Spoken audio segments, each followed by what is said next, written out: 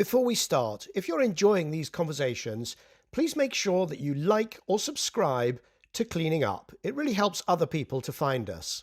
Cleaning Up is brought to you by Capricorn Investment Group, the Liebreich Foundation, and the Gilardini Foundation. Hello, I'm Michael Liebreich, and this is Cleaning Up. My guest today is one of the most extraordinary women entrepreneurs operating in the energy space today.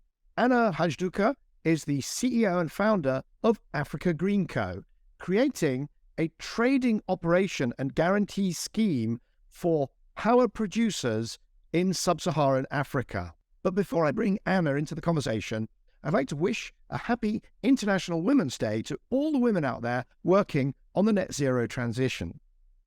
This is an agenda that's very dear to my heart, and we've been very committed to from the beginning of Cleaning Up. In the first 2 seasons, we aimed for and we hit 40% women contributors. More recently, however, as Dr. Nawal Al-Hassani, one of our guests on season 8, pointed out, we've actually fallen behind. We are just below 30%. And that's something we're going to work very, very hard to correct. We have had some extraordinary women leaders on these shows. So early on, Rachel Kite, Christiana Figueres. We've heard from Mariana Mazzucato, Elizabeth Wathuti, Jennifer Granholm. There's a very long list. And what we're going to do is create a playlist, and it will be on the YouTube channel. So that if you're looking for women leaders of the net zero transition, then please make sure you listen to some of our back catalogue. They are extraordinary women, extraordinary human beings. So let's now bring Anna Hajduka into the conversation and welcome her to Cleaning Up. So, Anna, great to see you here on Cleaning Up and have a chance to catch up. Indeed, it's been a long time. Thank you for inviting me, Michael. No, it's a great pleasure. And of course, this is International Women's Day that this will be aired. And so we'll talk about that perhaps a little bit at the end. But where I'd like to start is, can you describe in your own words what Africa GreenCo does? Because if I do it, I know I'll mangle it and I haven't caught up with the latest nuances. So give us the short version of Africa GreenCo. No problem. So Africa GreenCo is the newest buyer and trader of renewables in the SADC, Southern African Development Community region. Africa GreenCo's core existence is in order to facilitate new generation in SADC, because there is a lack of creditworthy counterparties in terms of those who are able to buy from independent power producers in the region. The state utilities are heavily encumbered, the country's fiscals are heavily encumbered, and therefore a new business model was formed whereby Africa GreenCo becomes the new buyer and trader in order to attract new generation and de-risk it by being able to access and trade across the Southern African power pool. The region has a power pool, but normally the power pool has been ignored over the past 10 years from the perspective of utilizing it as risk mitigation, which is a shame because the Southern African power pool is pretty liquid. It's based on the Nord Pool. It utilizes pretty much the same software as the Nord Pool, and it has a competitive market. Day ahead, week ahead, intraday, and recently introduced balancing market, all required for a very systematic approach to delivering new generation in the region. Fantastic. Now, what we're going to do is we're going to unpack that, okay? Because you've got quite a lot in there. My respect, you always do. There's quite a lot in terms of the overview of, there's some assumptions in there about the continent, Africa, and what it needs. There's some stuff about the business, in a sense, the value chain. You talked about IPPs, and normally I have a klaxon and I say, sorry, we need to explain all of the acronyms. And then you talked about trading and liquidity. And there's also, I think there's another assumption about what sort of power plants you're trying. When you talk about generation, you're talking about power plants you want to get built. And I'm assuming that these are probably not large coal-fired power stations.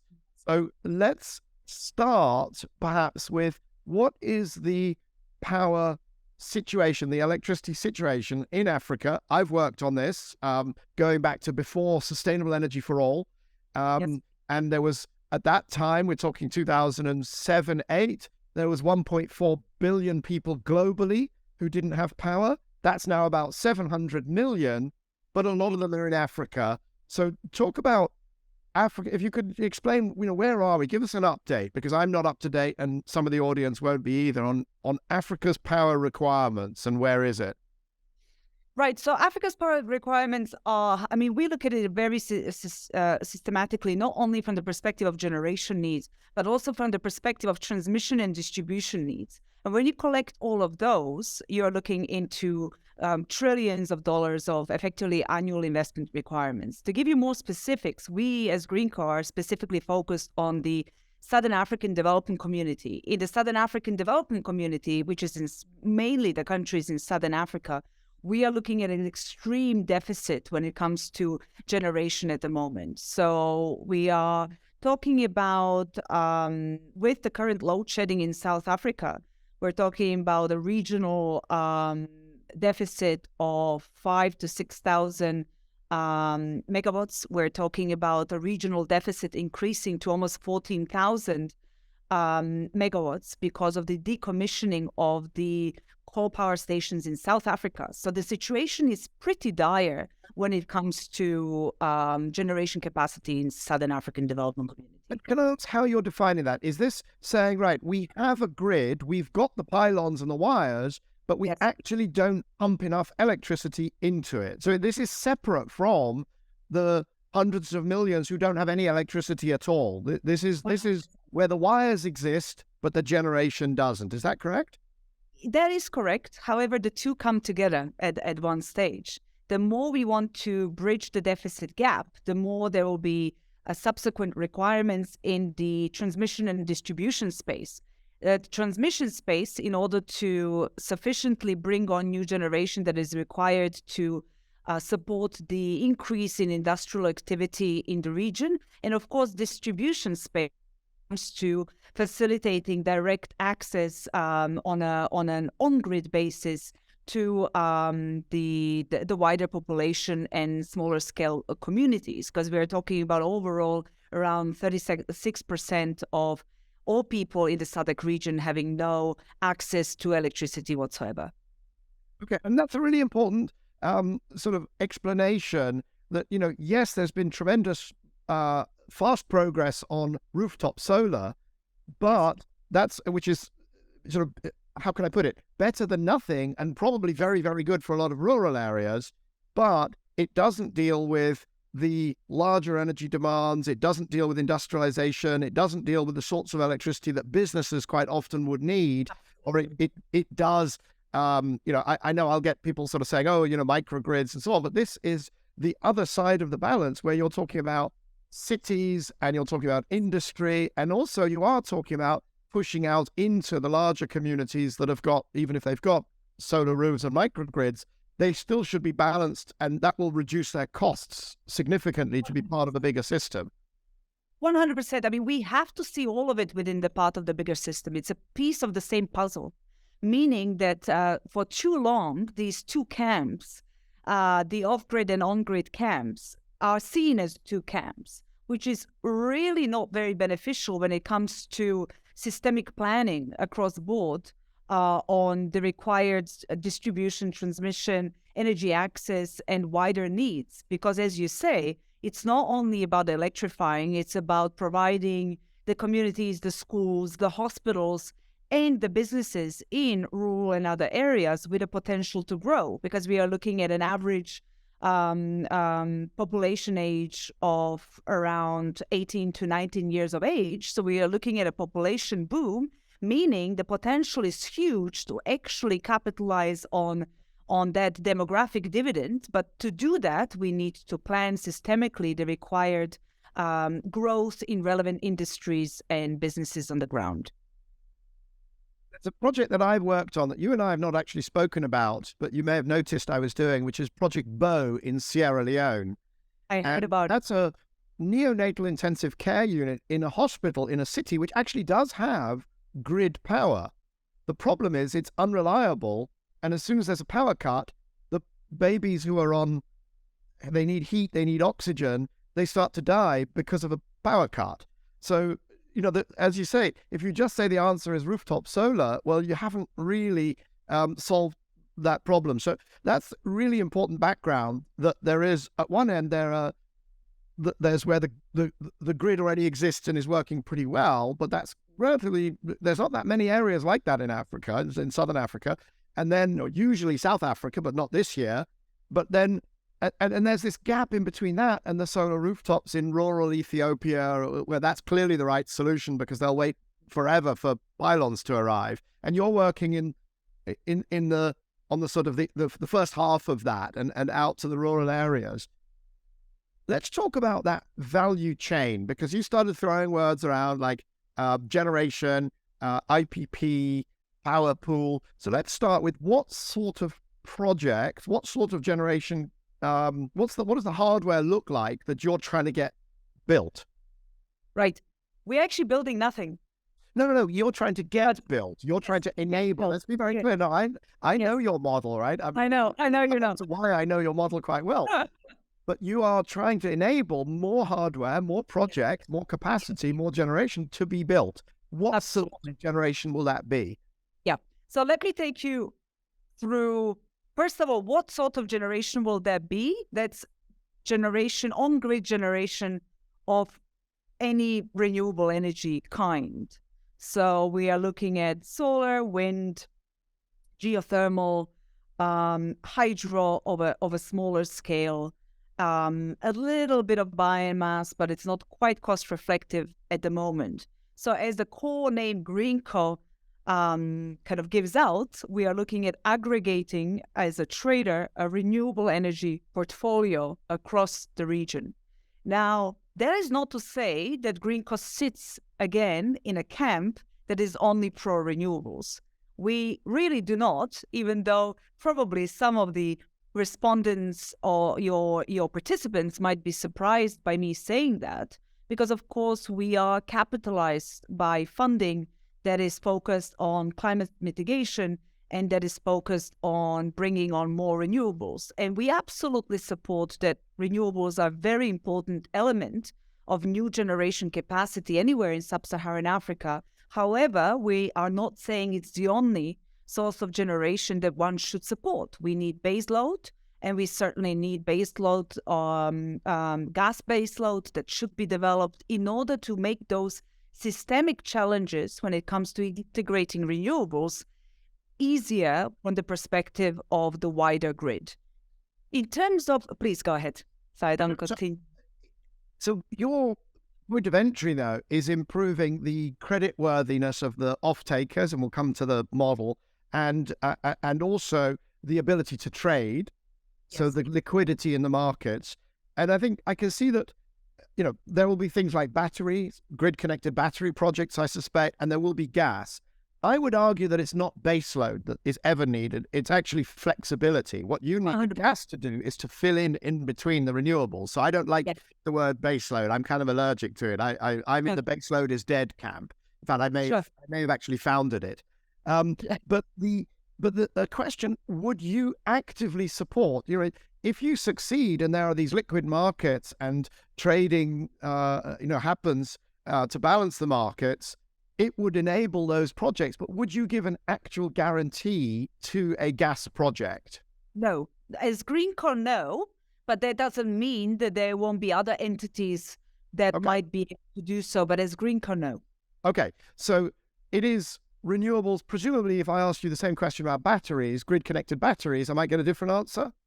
No, I'm afraid that you will get a different answer. Yes, grid-connected batteries are extraordinarily important. We are actually developing a project at the moment on the grid-connected battery side, because the way we see grid-connected batteries is not so much from the perspective of storage, but from the perspective of transmission frequency control.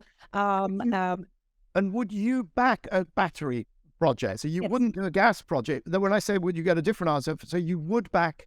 You would help to guarantee a battery project, but not a fossil fuel project. We would.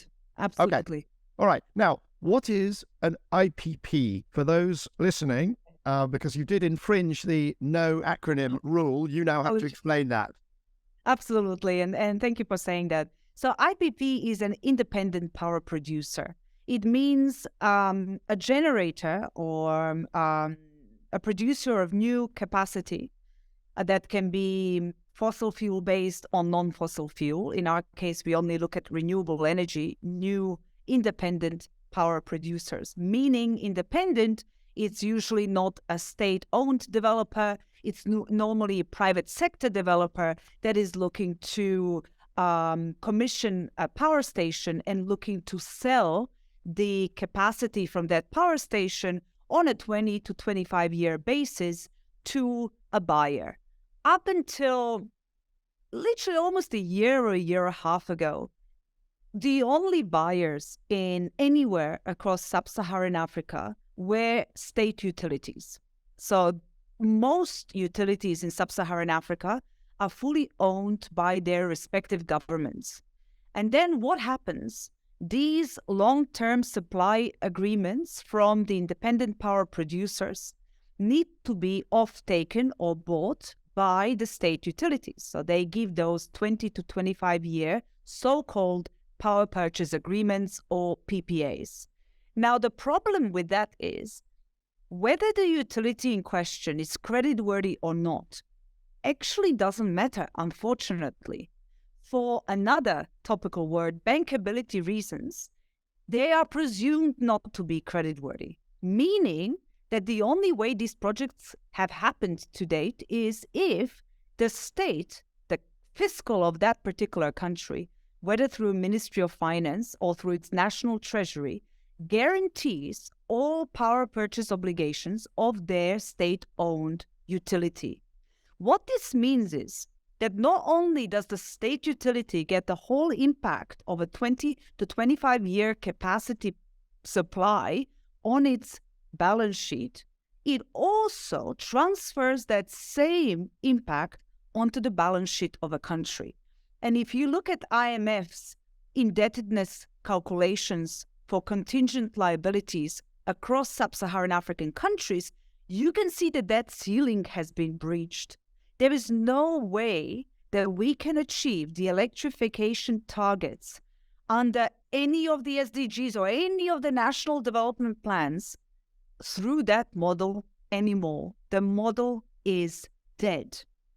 Meaning we need new business models whereby the private sector buys either through new buyers like GreenCo or new traders or aggregators, or either corporates. Some large corporates have been now procuring power directly from independent power producers in South Africa, for example. Those new models are absolutely key. But the most important element when setting up those new models is that we shouldn't forget that it's not about locking in capacity from a supplier to buyer. It's about creating a wider market for those electrons. Electrons are commodities. So this is what we want to promote, is the creation of competitive markets for that supply, where the risk sharing is across the whole value chain. Let's come to the market piece in a second. And just, I really want to make sure we don't lose the audience because, you work on this, I worked a lot on this, so we can go at any speed. That's fine. Yeah. We need to, there are people out there, a lot of the audience are very, very smart and they'll get this, but there are some people who don't work on project developments. They're in civic society or they may be technologists. And so this is all pretty new. So the developer, and this would be a relatively small team, an IPP, independent power producer, and they have identified a project. They've identified some land where you could build a wind farm or you could do some solar. And to make that work, the issue, the one word you've not used yet is debt. I think you haven't used it. They need to have debt. They need to borrow. Because if you do it all with equity, the resulting power price is so high, you're out of business. It doesn't work. So you need to borrow money. But for that, you need to be, and you use this word, bankable. In other words, you need to give the impression to all of the debt providers that you've got, not the impression, you've got to analytically prove that you will be able to pay back the debt.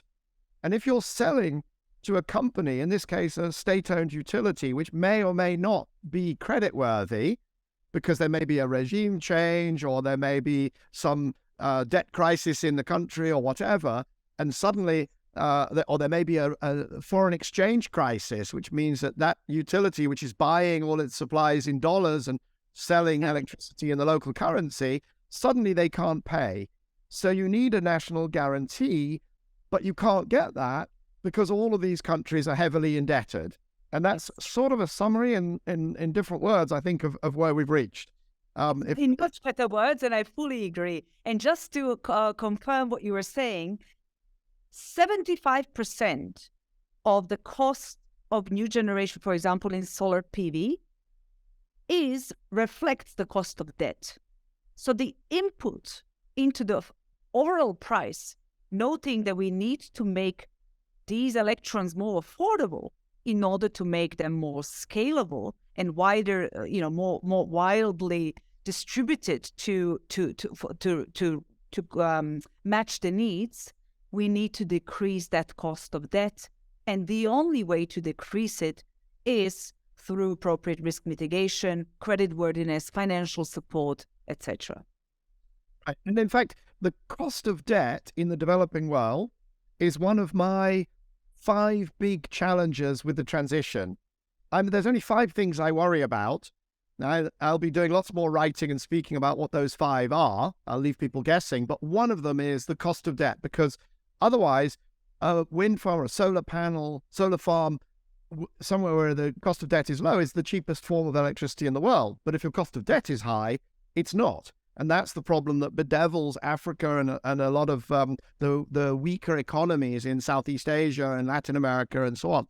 So You've got part of your model is a risk guarantee, and we'll maybe come back to that, because the other part is developing these markets. So you started to talk about the power pool, the Southern African power pool. What is the role of the power pool? Because we're not talking here about wires, are we?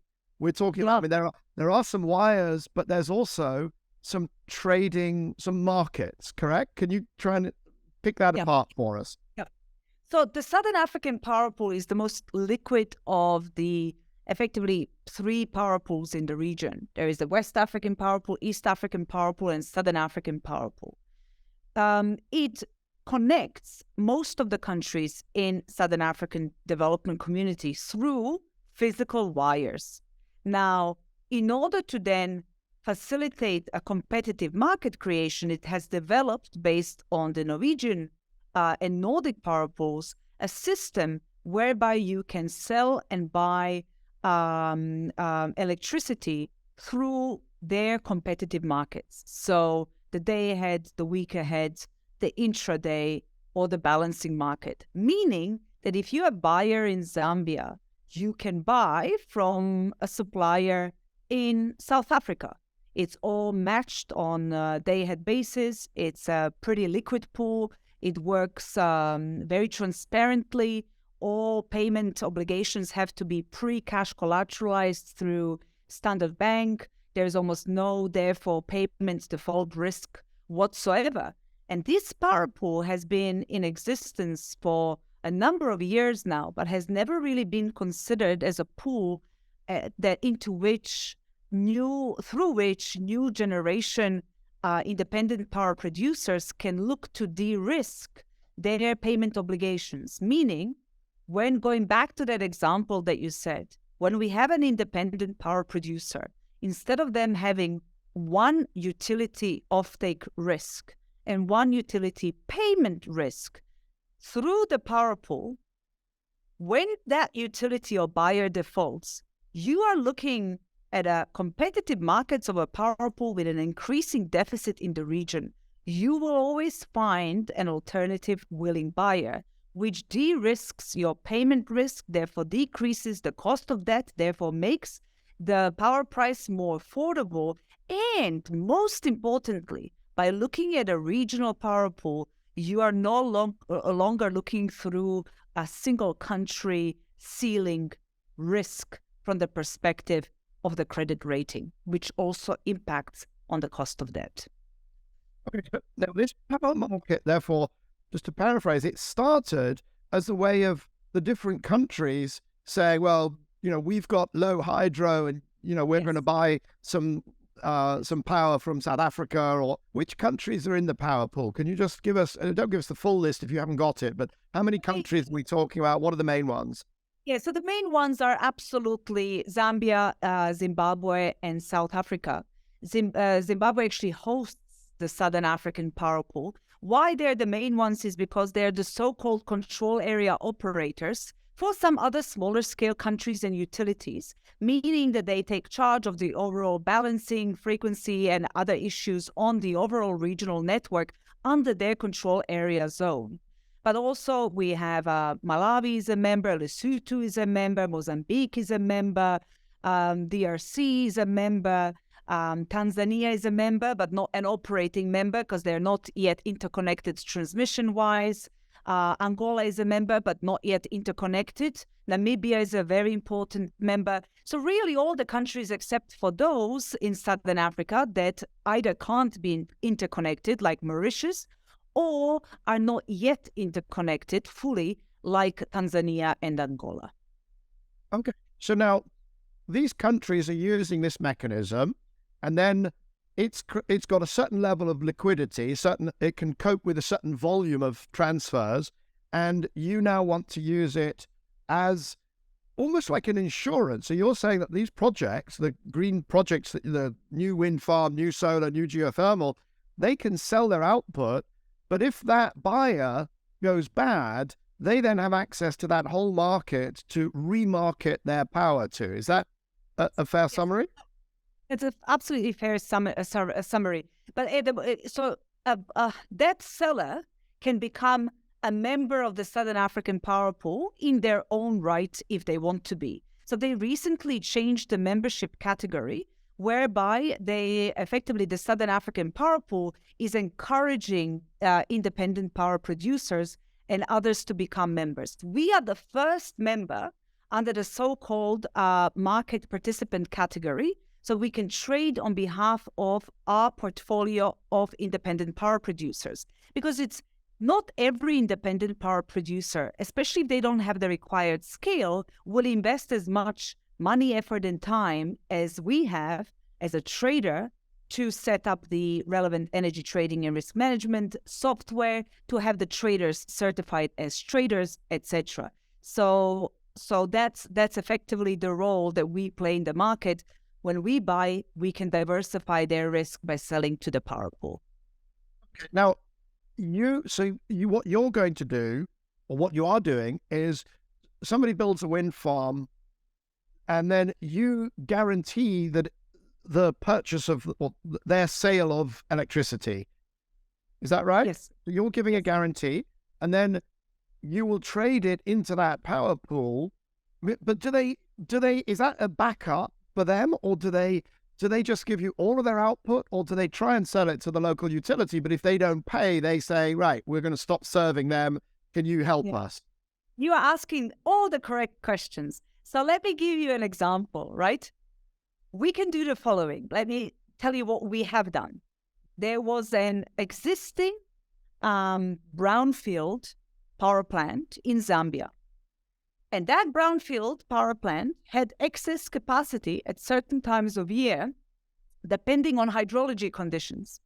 So for the past 5 years or more, whenever they would have excess, they would just effectively dump it into the grid. It's not much that they could do with that excess. So since 3rd of August last year, we started selling that excess and a little bit more, whatever they could do contractually wise, from taking into account their previous buyers, into the day-ahead market on their behalf, fetching them a fantastic price and really monetizing something that has never been monetized before. What does this result in? This doesn't result in a huge amount of volume for us, but it's a huge demonstration impact, because now their investors are confident that if they invest into new expansion of that facility, whenever they may experience a payment default challenge, or whenever they may have excess, they will be able to find a route to market through us. So this is so-called a pure trading service that we provide on behalf of brownfield or greenfield IPPs. Our core role, just to get to your question, is to facilitate new generation, meaning where we give a 20 to 25-year power purchase agreement to the generator that banks it with those banks, and debt is calculated on the back of our risk. And that risk looks at the following: at us as a buyer, and at us, how much credit support are we giving to that project? But more importantly, how do we mitigate the depletion of that credit support by able to tap or sell into the Southern African power pool markets whenever we experience a payment default from our underlying customers? What I'm trying to tell you in a very convoluted and long way is we need both. We need long-term customers and the Southern African power pool to match and bring on board as much demand as we want to. Third thing that you need, which is a balance sheet, because you want these debt providers to feel very comfortable. So if you say, right, we're working with a wind farm in Zambia or a solar project in Zimbabwe, and don't worry because we're good for the, we look at our credit worthiness. Don't worry about the off-taker in Zimbabwe. Exactly. To do that, you have to have a balance sheet, or you have to have, so who stands behind you? How much have you raised along the way? Or how do you assure, because, okay, you've got some off-takers and you look good because you can sell the power that you end up buying, but nevertheless, a debt provider will look at that and go, well, but if there's a real crisis, people are going to stop buying the power for 6 months, and then we're reliant on Africa GreenCo, on Anna's balance sheet. So how big is your balance sheet and who stands behind it? Yes, that's the core question that you are asking. This is why it's important that we have raised funding from development finance institutions, because not only do they look at how much money we have, and at the moment we have raised around $15.5 million with substantially more to come, only to back initially around 100 megawatts, because we are cash collateralizing the first PPA obligations. But more importantly, the question is, who is this funding coming from? And when they look through us, they look at development finance institutions from the government of Denmark, being their IFU, their investment fund for developing countries. Then the second major shareholder is effectively the government of the UK through FCDO funding to Africa Africa, part of the Pitch Group. And then the third equity funder at the moment is Electrify, which is part of or group funded exclusively by the European Commission.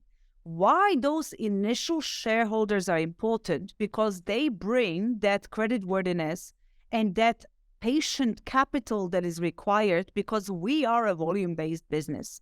We will start walking and talking in a commercially sustainable, financially sustainable way only when our volumes increase, but it gives a lot of credit and a lot of confidence to the market that they're willing to put their capital in such a way as to support us directly through equity instead of just through risk mitigation instruments from abroad. So in preparation for this conversation, I pulled out some of our early correspondence, right, including an email from January 2016. Oh my, of course, you are as I call you, and Michael, you are the godfather of Africa GreenCo. It wouldn't have happened without you and Bloomberg New Energy Finance's fire competition that the idea was submitted to. Well, you're very kind to say it wouldn't have happened. I suspect, knowing you and knowing your personality, it would probably have happened anyway. But I'm delighted if I could have helped. Let's come back to the fire in just 1 second. I just want to read, because what you're describing pardon me. What you're describing is an energy trader. Yes. Now, with some bells and whistles and some guarantees from the multilaterals. But I wrote, we were discussing your business model, and I wrote, okay, let me see if I've understood. And I wrote 12 points, which is essentially the conversation that we've just had, Yes. and more or less. And then I wrote, I know it's tempting to think of this as part of the MFI community, in other words, the multilateral finance institution community, the World Bank, the African Development Bank, and so on. But I would totally resist the temptation. I know. If the idea works, it will be profitable. and if it's not profitable, it won't work. And so it's sort of interesting. I mean, to what extent do you think it is just it's going to be a very profitable commercial enterprise, or will you always need concessionary finance, and will it always be very closely affiliated with the MFIs? I think if it's very closely affiliated with MFIs for much longer, we're doing something wrong. It's very simple. I would fully agree with you on that, but it's a timing issue. It's a stepping issue. Who can facilitate? Why their capital was so instrumental to making us happen is because of this delay in timing.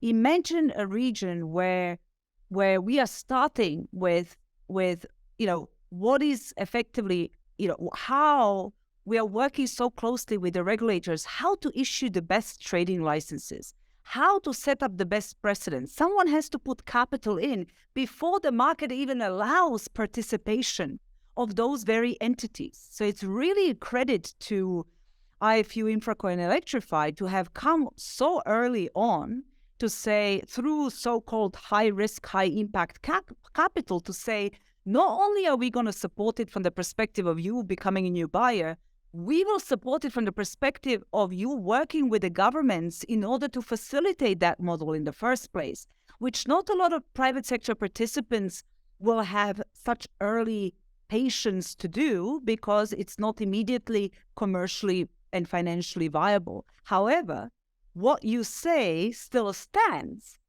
As soon as possible, when we can attract proper private sector capital, which has actually happened sooner than we even envisaged it might happen, it needs to transition because no one is looking to rely forever on development finance institutions because that will be, almost a creation of another dependency of its kind. So that level playing field will come, we believe, sooner rather than later, just because the market changes have been so immense over the past even a year, especially in South Africa, Zimbabwe, and a few countries, which overnight effectively said, we can't do it anymore. It's being open to the private sector. Right, who is the best service provider out there? Please come on board. Presumably, the scale of it also would overwhelm if it was just the World Bank giving a guarantee for this project, and then Africa Development Bank giving a direct. And we had on this show Allen Overy LLP, whom I'm sure you know, Africa 50. If it's just restricted to the balance sheets of those institutions, they seem very big, but when you look at the trillions that are required, they're not big at all. And so we really do need this opening up to private capital. 100%. Now, yes. Another participant on this show, however, was Yanis Varoufakis, who said the electricity system, it is outrageous to have private, I'm paraphrasing here, outrageous to have private players, it's fake competition, and it all should be nationalized because it's a rent-seeking kind of fake competition enterprise by wealthy people extracting money. Nationalize it all. So what do you say when you come across people who make that argument? As a former Yugoslav and as a former pioneer, I must admit, somewhere deep inside my soul, I think, maybe he is a bit right sometimes. So I wouldn't dismiss him automatically. I don't think truth is black and white. I don't think markets are an ultimate tool that is the only route through which we can deliver certainly development. I believe that from his perspective, if you look at it and if you look at what happened in Greece and other countries, truth is in the eyes of the beholder. So I wouldn't necessarily like to attack his own assumptions on this, nor would I like to make it as simplistic as to say that we are some kind of Chicago Economic School of Law proponents that only say that the market is the ultimate tool for efficiency and for price transparency, etc.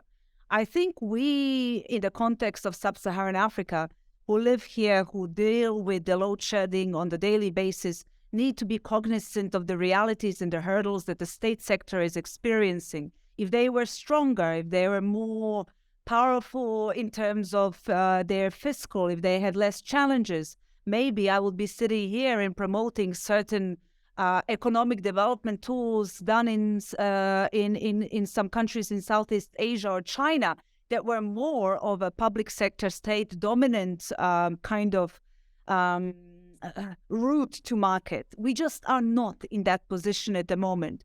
So I'm not saying that what we are preaching is the only way out. I'm just saying that what we are preaching is one of the best tools that I can see at the moment for everyone to actually, contrary to what he's arguing, to participate in both the gain and the pain. And through markets and through the ability to commoditize electrons, both the buyers and the sellers, not only the state of a country, is going to participate in that gain and pain. And to give you an example, my husband is an energy director for a very large limestone quarry in the UK. And you can ask him, he lost the little hair that he has had left over the past year due to the commodity and electricity prices in the UK. And because they haven't, fixed for a certain period of time, they were effectively hemorrhaging, as most other industries have. And you may argue that therefore the market and the electricity markets in the UK are evil. However, the UK has the cheapest electricity prices almost of many other countries in the world during normal conditions. But what would be the alternative for all of that pain to get onto the state finding a balance sheet? Well, then the people would realize how much more difficult it is to actually afford the little that many people can afford at the moment in the UK due to all sorts of macroeconomic and other reasons. So what I'm trying to say, I wouldn't dismiss him outright. I think GreenCo and me personally, I'm not an ideological person. I believe the best in pragmatism from all systems in the world are the best, nor are we dogmatic about only renewable energy, and nor are we dogmatic in terms of our, pro-capitalism, go markets is the only way vision. I would say absolutely not. It's just what will work at the moment in the best manner, taking into account the circumstances here in Southern Africa. I guess on this, I'm a little bit more ideological, or maybe not. I know you are. We had many of those debates. But it's not ideological. I'm going to argue that it's not ideology. I'm going to argue that it's practicality. Because the fact is that we're going to need trillions of dollars invested in the African energy system. Which countries, even in the world you describe, where the fiscals would be stronger, trillions is really hard. When I started New Energy Finance, my guiding light was, it's a transformation, it's going to cost trillions, governments don't have the money, so it's got to be private, but we need the right policy. So where does the money come from? And then you still need the ability to allocate and to trade somehow. Even if everything was, state bureaucrats, they would still have to telephone each other and say, we've got a problem tomorrow, can you supply? There would still have to be some kind of a market mechanism that wouldn't be called that, but it would essentially fulfill those functions. So I can't really see how else you can do those things efficiently other than through opening it up to multiple players and getting all the incentives aligned. And, markets do that. So there you go. That's the end of my Chicago school.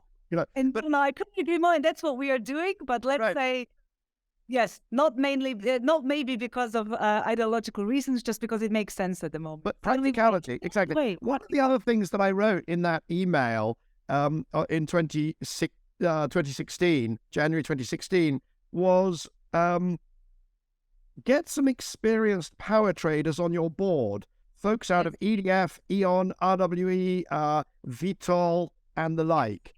And have you gone that route? I mean, you are going that power trading route. So who do you hang out with that gives you that DNA? Oh, what a wonderful question. That's indeed what we've done almost immediately. Håkan Olsson was with us and still is now as a consultant. And he has started his trading career in the Nord Pool and then for many of the largest trading commodity firms in the world. And he was instrumental in helping us set up all our internal systems. But more instrumental, actually, or equally, very importantly so, one of GreenCo's co-founder is a gentleman called goodness me, Lovemore Chilimanzi, and he was one of the founding fathers of the Southern African Power Pool. And his expertise from the perspective of understanding the power pool, understanding the regional utilities, the way trading is done, has been done, and the forward-looking picture was an instrumental part to link to Hawkins' international experience. Because otherwise you're introducing an experience from a much more liquid market into a more increasingly liquid market, and the two might mismatch. So in a way, what we've done is really through our local team and colleagues who have had experience trading for a number of utilities, such as Lovemore Chilimanzi, now Lion Mashiri, and a few others. We are learning then from the best precedents in more liquid markets and contextualizing to what we see here. So our energy, for example, I'll give you a more detailed example. Our energy trading and risk management system is first of its kind, we believe, in the region. It's a very comprehensive trading system that has been developed for us by Capspire, checked for us by Beringa, international best consultancies, by really done in conjunction with local knowledge and context, because otherwise it really wouldn't be usable to us at the day and the stage where we find ourselves at. But we absolutely did what you recommended, and have gained, got the best brains from the Western and other international trading markets, but then build up the local team who are delivering it here because they understand context better than anyone.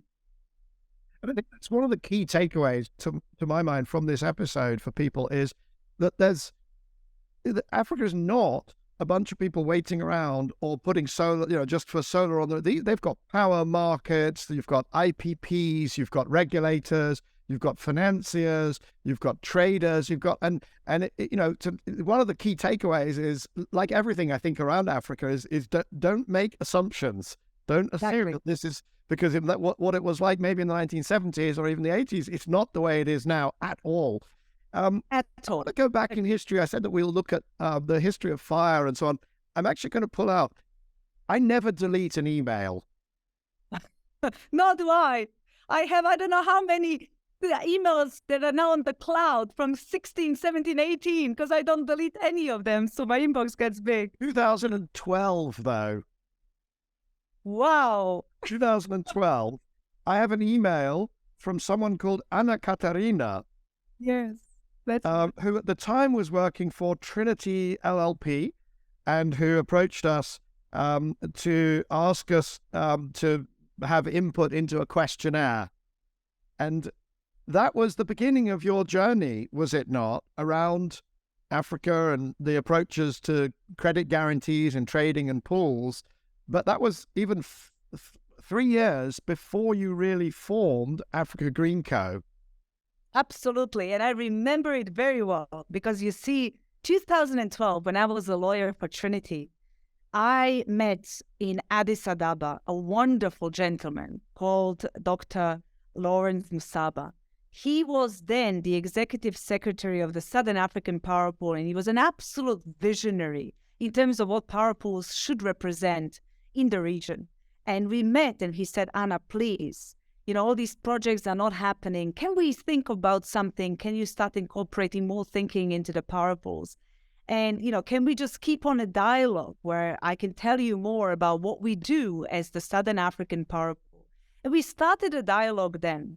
And then 2015, we also met, I think, in Addis or somewhere. And he said, Anna, so, can we have something concrete, an idea or something? And I said, you know what, Dr. Lawrence, I promise you, I will give you an idea. And that coincided with literally a week later, me finding out about fire, shutting myself during my holidays for 3 weeks, reading thousands of pages and coming up with a 3-point PowerPoint presentation called GreenCo to present to fire and to present to Dr. Musaba.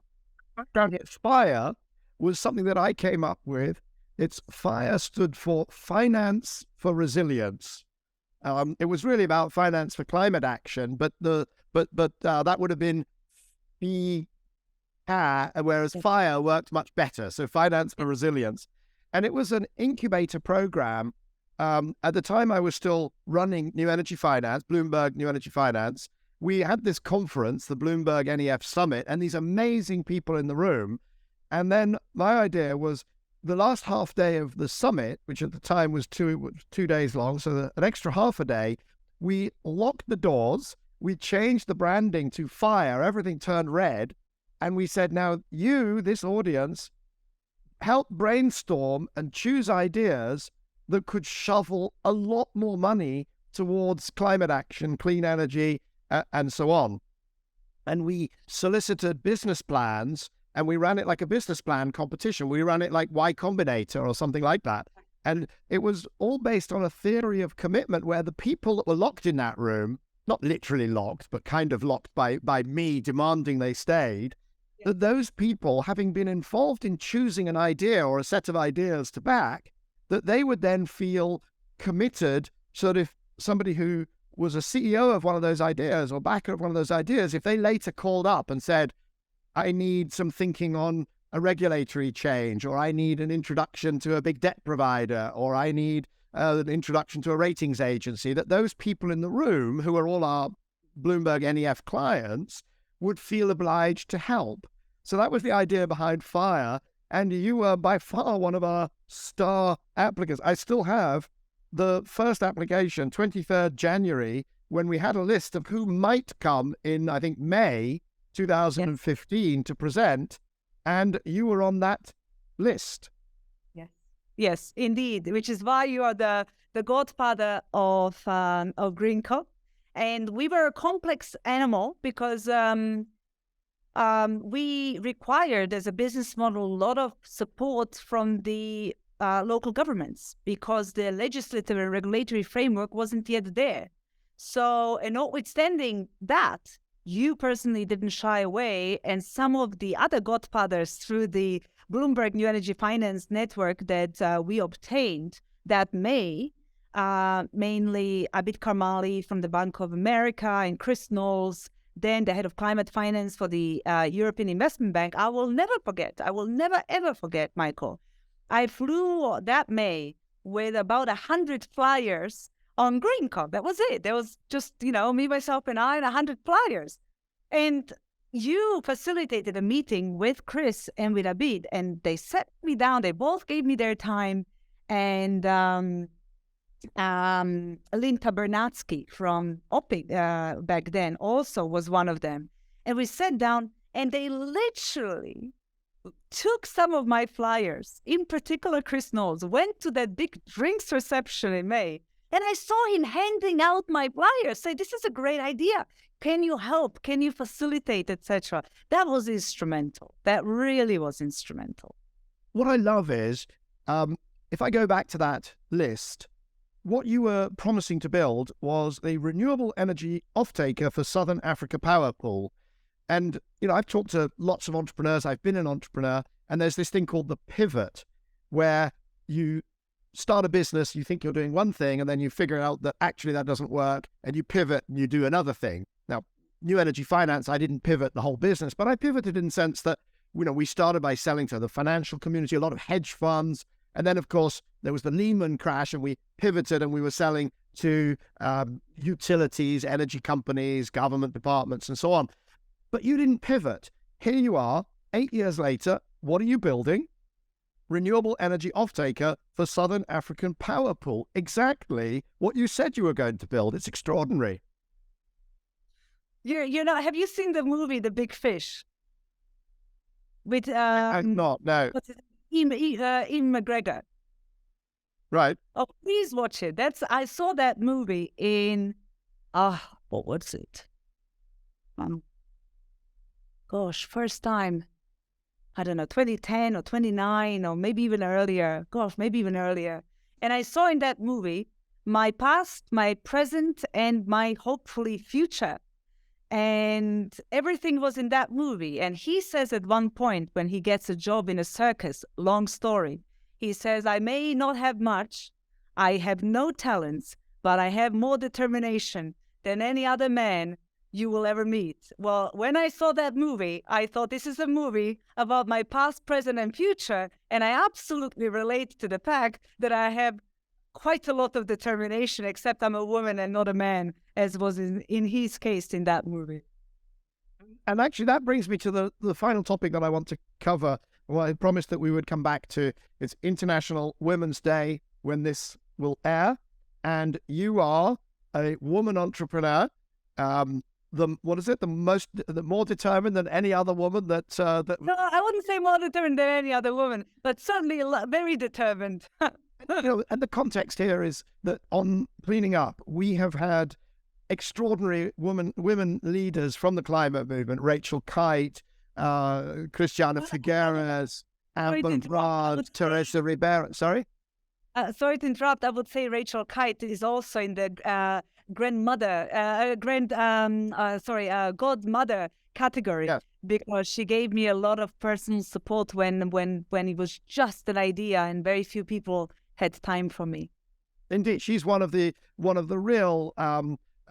She is the pretty much the godmother of clean energy investing throughout the developing world, from her role at the World Bank to Sustainable Energy for All and now at the Fletcher School. Just extraordinary contribution.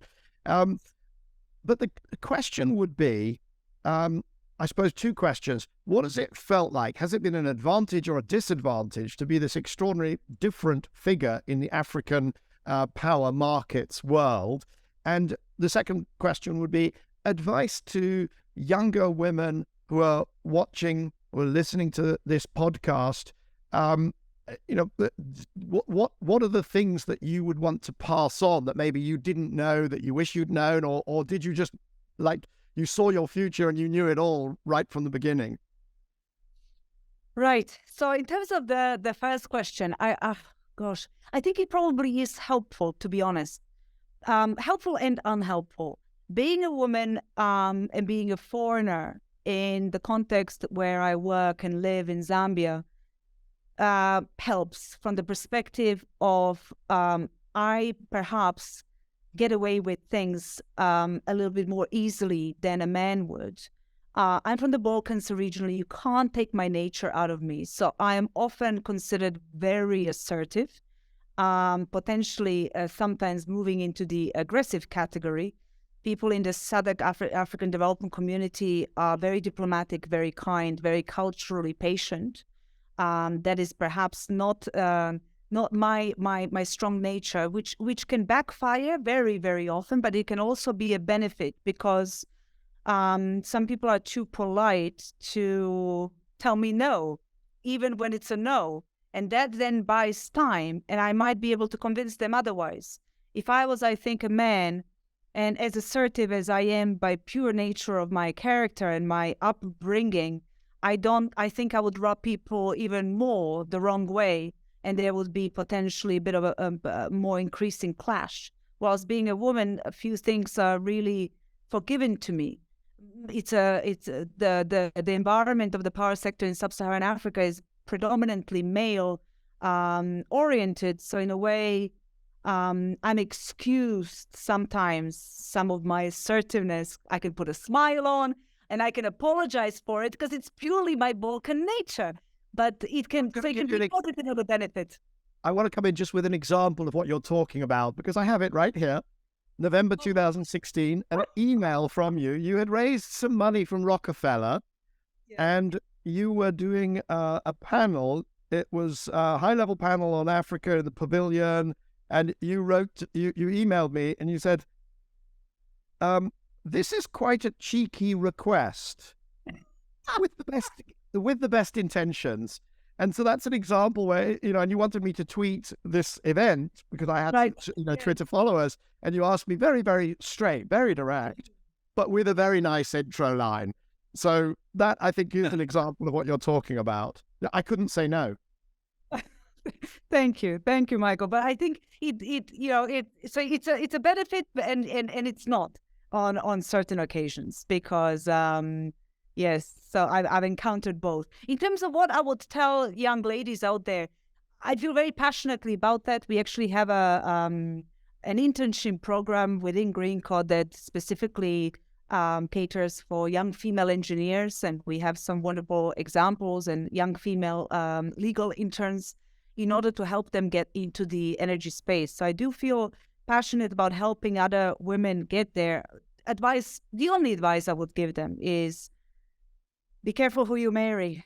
That's the only advice, because that's all it depends on. If a man accepts you for who you are, and which is sometimes difficult if you are a career-driven and focused woman, and he is willing to accept that, and you're willing to work in partnership in your own relationship, within your own family commitments, that's the only really way that you can succeed. If it is that you want a family and that you want that marriage and those values that come from that. So I would say that's the only piece of advice. If you have is that specific, do you think, or conditioned by the environment you work in Africa? Because, I'm surprised at that, because, in Europe now, surely there aren't men who say, well, now we're married, you'd have to stay at home or not do this or not travel or whatever. But that may be more common in other cultures, or is that across the board? I would say that's across the board. I've lived in the UK for 20 years. My husband is British, and I would say our relationship is unique in the way of how much compromise and how many personal sacrifices he has done as compared to anyone within our age group in the city of London or in the UK that we are aware of. He's moved to another continent for me. He has done childcare 50% for 2 children with me. He has put his own career on hold due to me.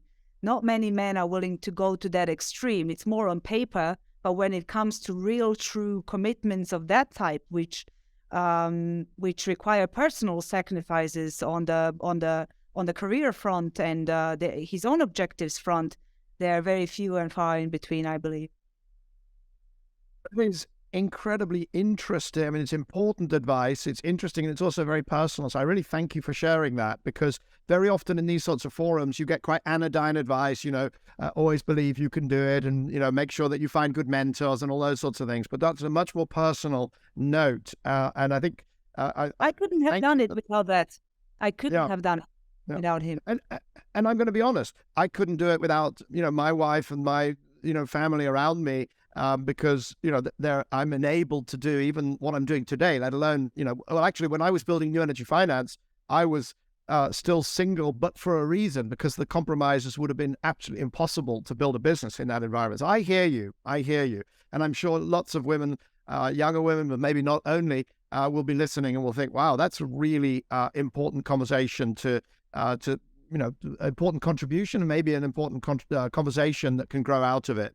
So I thank you very much for that. You're very welcome. Anna, it's always so fantastic to catch up with you. It's delightful to see you doing so well. You said that things are changing so rapidly over the last year and a half. It's been 8 years. I would love to check back in with you. Keep me informed. Keep sending those cheeky emails asking for favors. And I wish you all the absolute best on this International Women's Day. Thank you very much, Michael. And come and visit us in Lusaka. Our headquarters and operational hub are in Zambia, Lusaka. Come and meet our traders. Come and see our trading desk. Come and see us do what we talked about doing. And that will be wonderful. That's a great invitation. I'll see you there. Thank you very much. Okay, bye-bye. Bye-bye. So that was Anna Hajduka, the founder and CEO of Africa GreenCo. Next week, we dive back into the world of technology. My guest is Professor Rob Miller, who is Professor of Aerothermal Engineering at Cambridge University and also Director of the Whittle Laboratory there. That's one of the leading laboratories in the world on jet propulsion technology. Please join me at this time next week for a conversation with Professor Rob Miller. Cleaning Up is brought to you by Capricorn Investment Group, the Liebreich Foundation, and the Gilardini Foundation.